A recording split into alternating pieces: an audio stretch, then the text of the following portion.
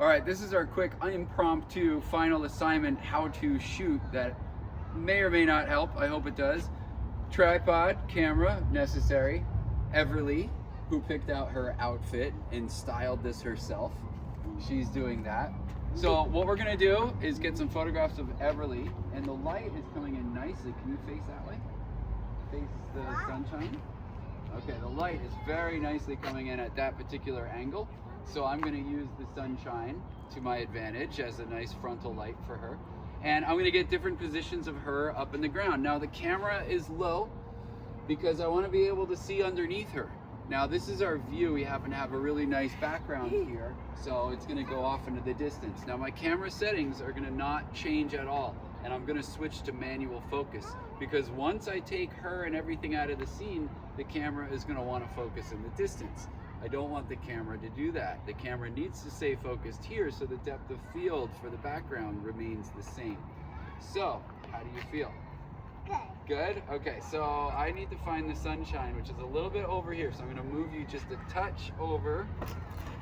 Okay, let's see. Perfect, the sun is in your face. Okay, so we're gonna try a bunch of different positions like this. Now another consideration I have to make is that she's gonna have one foot very flat on the step stool. So I'm gonna need to take other photographs of her with the foot perhaps in front of this bar so I don't have to retouch it out. And I will have her foot sticking out and dangling. So let's see, your foot would go kind of like, let me take your foot. It'll take a little like this, so it's up in the air or like that, versus being flat. So we might do both feet out. We'll see how it goes. So we'll take a bunch of photos. Okay, so I have some photos of Everly, and she's posing up in the air. And now we can stick a leg out. Go ahead and put a leg out. Can you still pose like you were posing? With your arms up? I need to do this. You need to hold on. Okay, that's okay. It's kind of scary doing it. Okay. Maybe do your other leg too. Oh, that's nice, your arm. It's a very nice ballet I can pose. only do one arm. You look great though. So, and then we'll take the other leg, take this leg, and put it over here like we did before. Oh, that is the leg. Okay. We'll put this leg over here. Yeah, let's try the other leg. Stick it out like it was before, like sticking straight back. There we go. That's okay. Okay, now we'll do it again, and you're gonna turn a little towards me. Yeah, like that, so I can see your face a little bit more. And if you can do that, that's great. And look into the sun, or look over this way. There we go. That looks really good. Switch your hands up. Or switch your legs, I'm sorry. Good job, you're listening. Great job. Okay, so now I'm gonna ask Everly to get out of the scene, and I'm gonna take a photograph without the step stool here. I'm not gonna change my focus. I'm gonna make sure this is set to manual focus. And take scenes of the background completely empty. No. And lastly, some things I need to think about is perhaps something that will create a shadow. There's very, very minimal shadows on a day like today. So there's nothing really to capture the shadow or create the shadow. When I set this up, we did have shadows, but the light has shifted so quickly. But what we can do just to be safe is hold something in this area, or Everly, if you want to come and jump right here, that might be enough to just kind of create a shadow on the ground. I don't think it's going to work because we don't have any light left, but if we did, we would still get a shadow. So where the step stool was, and on the count of 3, you're going to jump, and we're going to try to capture a shadow. Ready?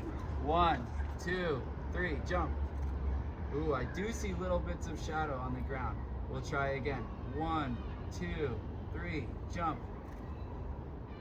So with her feet removed from the ground, I do see a little bit of shadow and shading there. Now, it may end up somewhere else in the frame, but that's actually pretty good that we at least have something there.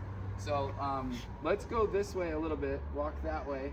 There we go, and I do see the shadow at her feet, so I wanna make sure I'm getting some sort of shadow on the ground. And those are the photographs we're gonna need to assemble everything together in Photoshop. Now comes the Photoshop part. selects I pulled out and I have them through camera raw. Now I've made some certain adjustments here, and what I did is I selected, shift clicked all the photographs, and I made the same adjustments to all of them out of consistency. So they all have the same color temperature, the same shadow moves, and the same blacks, excuse me.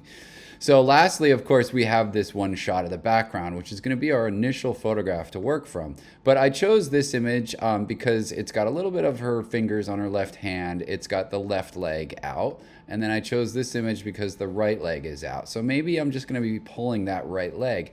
I also need images, which I didn't account for when shooting, is how I'm going to solve the edge of her dress. But it looks like between this photograph and that photograph, I have a nice edge there that I can work with outside of the step stool. Now, ideally, I would have had her closer to this railing of the step stool and have the dress hanging in front of it so I can just cut around it and exclude the step stool.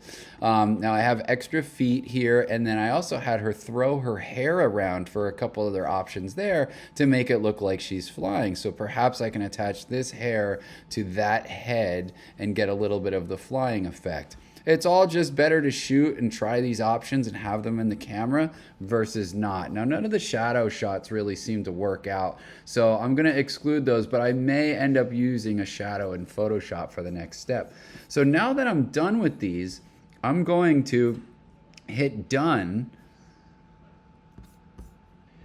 Now, once I'm back in Bridge here, as I work in Bridge, I've got these images rated and selected. So I'm able to go through here and grab all of these images, and I'm going to save myself a great step in Photoshop.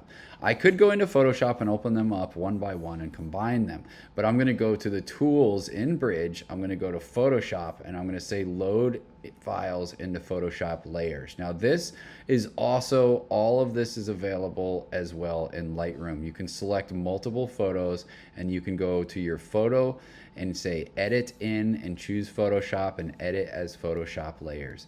So what it's going to do, sorry, that was a different assignment for a different class. What it's going to do is take me into Photoshop, and it's going to stack all of these images individually as layers. Now I got pretty lucky. It put the background photo as the very first photograph. So that's pretty great. So now it's just a question of making selections and masks out of each particular layer and figuring out which ones I'm going to use. So I'm going to start with this layer here as my main subject layer. So I'm going to go and I'm going to start with the very, very rough selections. These selections cannot be trusted, but I'm going to try select subject. Now this might grab part of the step stool as well, so I'm going to have to contend with that, in which it did. So I can see that the step stool is selected. If I made a mask right now, and I have to change my Photoshop, there we go, is that you would see that the step stool is also included. So I'm going to Command Z that, and I'm going to use the lasso tool and hold the Option or Alt key to remove at least part of the step stool that I do not want. In fact, I could probably remove that whole leg that's covered up by the step stool. Now I can see the marching ants are going around her feet and her other leg and her hair. So at this point, I will create the mask, and there is the beginning of my flying person. Now for this particular shot is where I'm going to grab the other leg. Now this is different. I don't need to do a select subject for the entire image.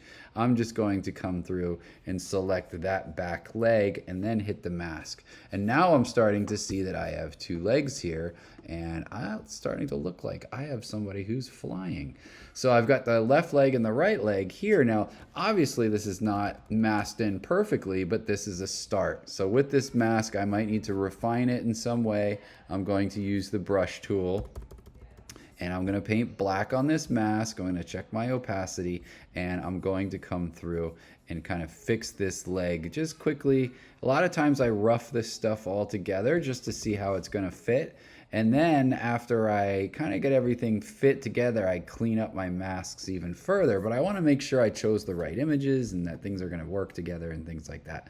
So something like this is starting to work. However, I start to see the step stool and the other issues from this particular layer. So it's good to identify exactly what each layer is doing. So on this particular layer, it's going to be pretty advantageous to come in here and start removing more of the things I don't need. Now, maybe I want to get a harder edge brush.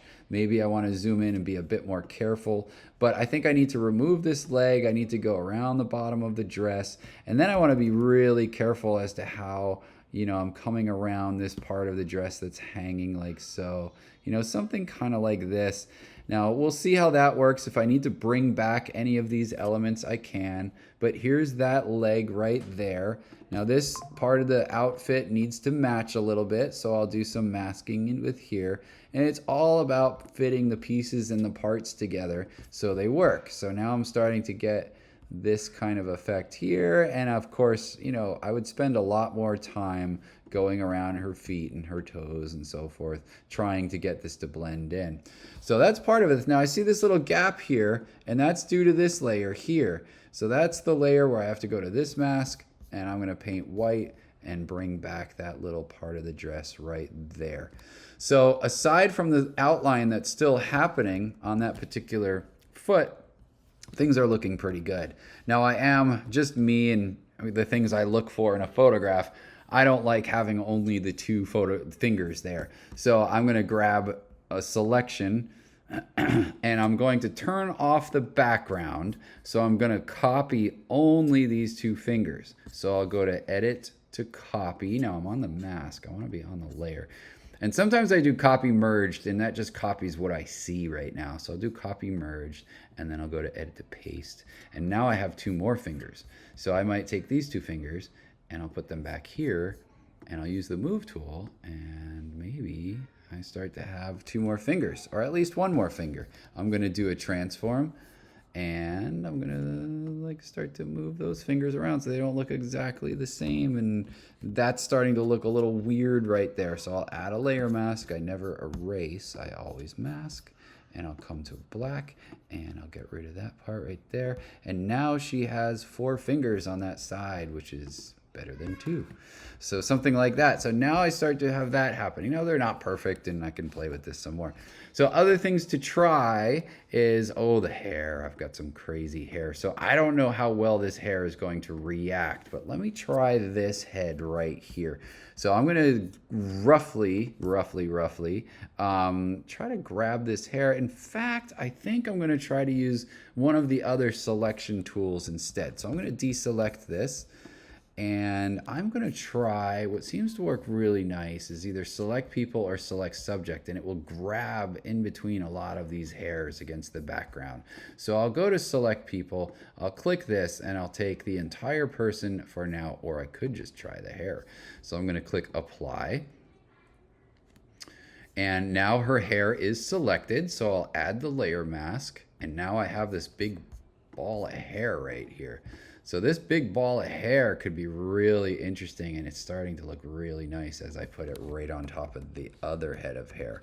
And it just looks like she has a lot of hair, and some of it's blowing and some of it's not. So it's not perfect, but it's a really fun idea. And I'll come in here with the paintbrush again. I'll get rid of some of the hair as it's coming this way. Maybe I got rid of a little too much. Maybe I'll get rid of some of the hair as it's going this way, to see kind of how it's going back that way, and so on and so forth. Now she has like little ribbons in her hair and stuff like that, but this just kind of added like a bit more life to what's going on already, and it's okay on top of the other hair, I feel. But I could continue to work with this or not, or we can, there could be other photographs where you replace the entire head or something like that. So something like this is starting to give the illusion of somebody floating or flying. And part of what helps is it's underneath the same light and it's the same situation, same camera angle, same focus, same depth of field. All of those things start to help out a lot. And I think the one thing that's really holding me back is having this outline around her leg. So I'm going to roughly quickly do this for the sake of the demo without getting very, very precise. But I think that this starts to really help as I get rid of some of these elements. And then lastly, what do we think about the background? What can we do about the background? Or perhaps we can take all of these layers. The beauty of having them all layered is that we can take all of these and move them. So I'm going to use the move tool, and I'm going to make her a little higher so she breaks the horizon. Then I want to think about, okay, back to the background, and what kind of things do I want to try to retouch? I'm going to come in here with the remove tool, and I'm going to get rid of this crack that seems to be quite distracting, and then maybe I'll get rid of this crack too. And I'm just doing this very quickly. I would definitely go back in and check the quality of how well this retouching tool works, and if it doesn't work that great, I'm going to go through and get rid of things. I'm getting rid of fence posts. These light basketball court things back there are very distracting. There's a shed back there, and maybe the whole basketball court itself can go away and become grass. I don't know. I'm just doing things very quickly, very roughly to kind of simplify the shot and simplify how it looks. Now, this particular shot didn't really have a shadow that worked out very well. So thinking about our layer order, shadows go underneath our people. So this would be the retouching. But then if we're going to add something back in for our layer order, we can switch to the paintbrush, switch to black. And this is one way that we can try to add a little bit of a shadow at about 30% opacity. And we can take the brush hardness to 0 and, excuse me, see if something, that might be too much. I can take the eraser tool. This is just a bit of paint on a blank layer, and I can start, oops, this is like definitely way too hard edged. So let's go to 0 on that. And I'll try this again. And this starts to help like maybe give a sense of place or something that grounds her into this scene as far as where she came from. So this is a general idea of how to put all this together. And this kind of mark on the sidewalk kind of feels like it could be part of her shadow. So what we want to think about is, okay, now that we have our image composited, what do we want to do stylistically to this image? Perhaps this image starts to need a vignette, or we want to work on things to kind of create a sense of mood or color or things like that. So going in with a rough selection like so, we can go to select and mask. We can feather this image quite a bit, or feather this selection quite a bit. And then we can hit the invert button. So the opposite area is selected, and I'll click OK. And I'm going to come in here and go to curves, and I'll just darken this down a little bit. And now, we're trying to draw our eye to the subject a little bit more. Excuse me. And then there's other things we want to think about, like perhaps the backgrounds. If I come back here, this is the shadow. Perhaps now the background, we want to desaturate it. Maybe that'll look cool. Maybe we're pretty happy with this saturation. Something to this extent. So it's really up to you guys how you then want to style your photograph. Maybe the whole person needs to get brighter. We can take all of these areas, and I can duplicate this mask. I can create a curve here, and I can either brighten the whole shot and use this to clip to her with a clipping group by going like this, and now she's brighter. Or I can keep it up here, and I can hold the Option or Alt key and copy the mask up to the curve. Say replace layer mask, and now that's brighter. So there's all sorts of options of how we then work on styling the image in terms of color, tone, contrast, vignette, how we're going to direct the eye to the subject. So I hope this helps.